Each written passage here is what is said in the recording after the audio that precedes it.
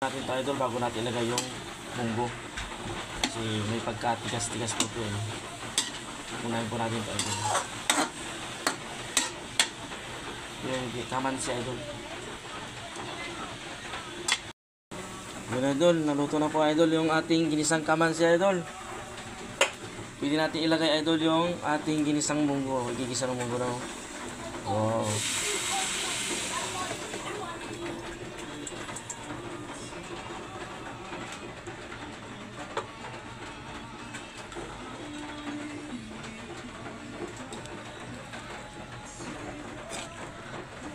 Igisa natin idol yung ating munggo idol. Ito po yung nilaga natin muna idol.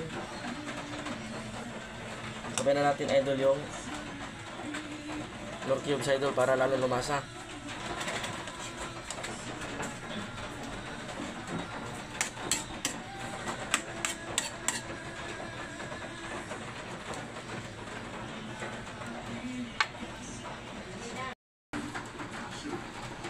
Bango idol. Lalagyan natin ng bagong idol.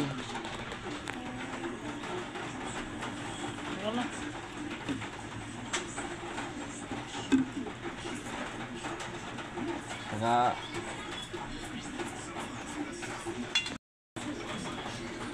bango idol ng ating ginisang munggo idol with kamansi. Pakukulan lang natin to idol, tapos lalagyan na natin yung pichay idol saka sili. Yan idol, lagyan na natin idol yung ating gulay na pichay.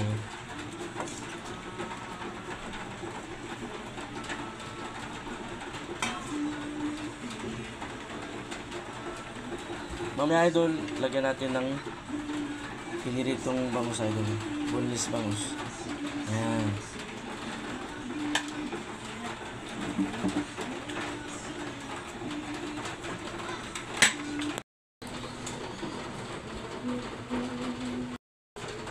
Yan na idol oh.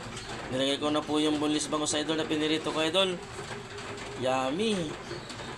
Yummy na naman ang munggo idol. Napakasarap talaga ang Friday idol. Nakakatikim tayo ng munggo. Wow, ang bango.